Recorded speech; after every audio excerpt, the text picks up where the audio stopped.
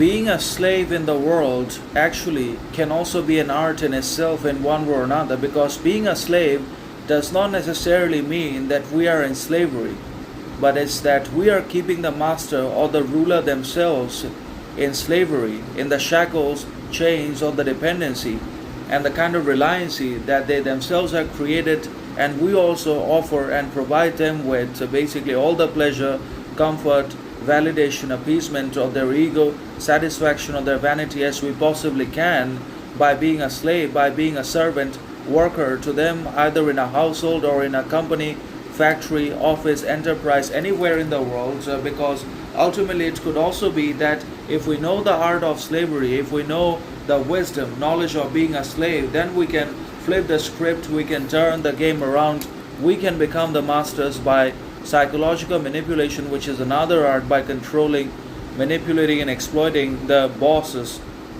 or the rulers or the basically masters' dependency, humility, honesty, loyalty towards us. By maintaining mutual loyalty to them, we can make them our slaves, we can subjugate their feelings, we can dominate, control their unconscious content and shadow material that they themselves are unaware of, that they use to control us. We can use the same to control them and to bring into the submission or the chains of slavery.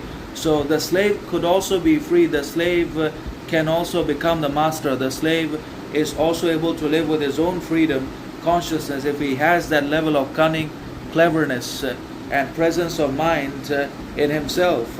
But if the slave is the victim of his own desires, if the slave just wants slavery, then he will always become and remain a slave, and that just cannot be held. It is the way.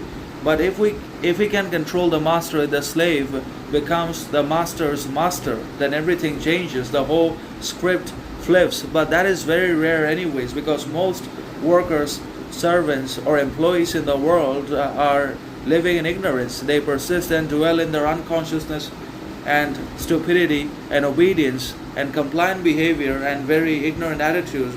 And because they are grossly ignorant, they aren't able to become the masters themselves. But the art of being a slave is to rule the master's mind. That can also be an art, but the modern people don't know it because they themselves are victims of independence, obviously in the form of dependency upon addictions, pleasures, self-obsession. It could be anything. So the modern people are not really independent. They're prisoners of their own validation and basically victims of pleasure, objective possession, material worth, or pleasure in their lives, which is fading, which is